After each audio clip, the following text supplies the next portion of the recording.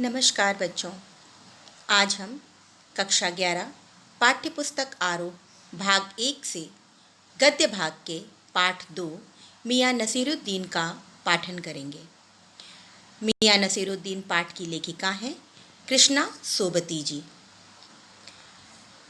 लेखिका परिचय। जन्म सन 1925, गुजरात, पश्चिम पंजाब। वर्तमान में यह स्थान पाकिस्तान में है।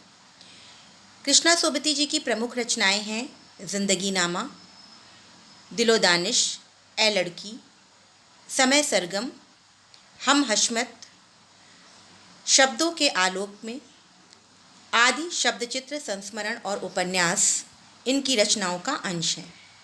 प्रमुख सम्मान साहित्य अकादमी, हिंदी अकादमी, शलाका सम्मान आदि। हिंदी आधुनिक गद्य की नई पीढ़ी की सुविख्यात कथा लेखिका कृष्णा सोबती के हम हशमत गद्य संग्रह से संकलित मियाँ नसीरुद्दीन एक बड़ा ही सजीव और मनोरंजक रेखाचित्र है। इसमें लेखिका ने पुरानी पीढ़ी के बूढ़े नानबाई मियाँ नसीरुद्दीन की स्वभावगत खूबियों को बड़ी रोचकता से साफ साफ उभारा है। पाठ का प्रारंभ होता है लेखिका का मियाँ नसीरुद्दीन से मुलाकात के दृश्य से। एक दिन दोपहर में लेखिका संयोगवश जामा मस्जिद के निकट बसे हुए पुराने गढ़ैया मोहल्ले से होकर गुजर रही थी।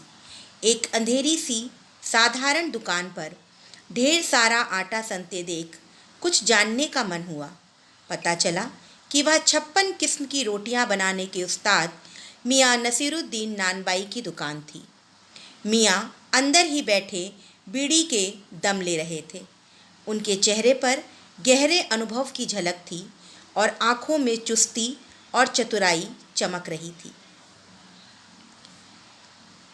मियाँ नसीरुद्दीन खानदानी पेशेवर नानबाई थे और उनका यह अभिमान उनके स्वभाव में झलकता था। लेखिका ने मियाँ से प्रश्न किया कि उन्होंने इतने किस्म की रोटियां बनाने का हुनर कहाँ से सीखा। अपने बेपरवाह खास अंदाज में उन्होंने लेखिका को बताया कि नानबाई का काम कई पुश्तों से उनके घर में होता चला आ रहा है। उनके वालिद मियाँ बरकत शाही गढ़ैया वाले नानबाई के नाम से मशहूर थे। उनके दादा मियाँ कल्लन भी बहुत ऊंचे दर्जे के नानबाई थे। मियाँ नसीरुद्दीन ने खानदानी शान का एहसास कराते हुए कहा कि रोटियां बनाने का खास हुनर उन्होंने अपने वालिद साहब की खिदमत में रहकर सीखा था। रोटियां बनाने का हुनर एक साधना के रूप में। मियाँ नसीरुद्दीन ने लेखिका को बताया कि हुनर सच्ची लगन और मेहनत से सीखा जाता है।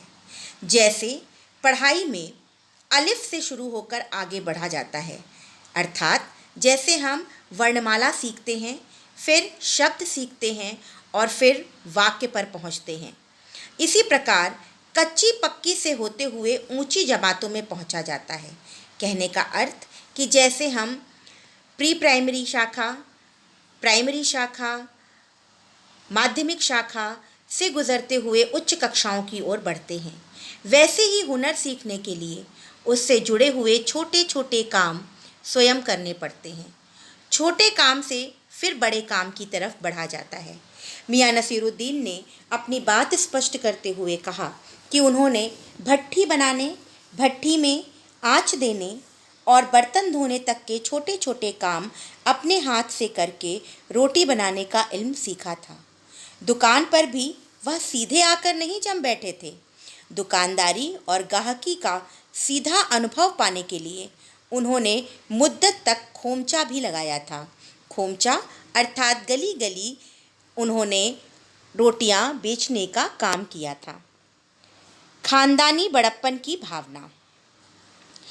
खानदान की बात आते ही मियाँ नसीरुद्दीन के चेहरे पर बड़प्पन की एक चमक आ जाती है। उनकी छाती गर्व से फूल उठती है। मियाँ खानदान की बात किसी भी सूरत से नहीं रहने देते उन्होंने गर्व से लेखिका को बताया कि उनके बुजुर्ग बादशाह सलामत के यहाँ खास नानबाई रहे। बादशाह सलामत के कहने पर उनके बुजुर्गों ने ऐसी चीज़ बनाकर दिखाई जो न आग में पकती न पानी में।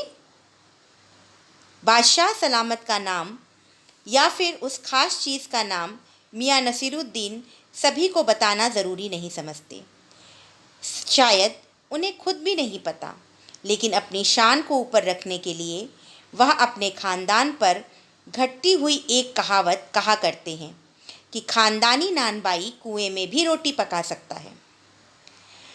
आज शौक़ और कद्र की कमी के लिए मियाँ नसीरुद्दीन का सच्चा दर्द उभरता है।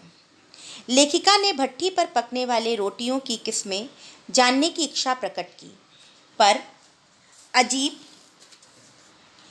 खीज उनके चेहरे पर उभर आई।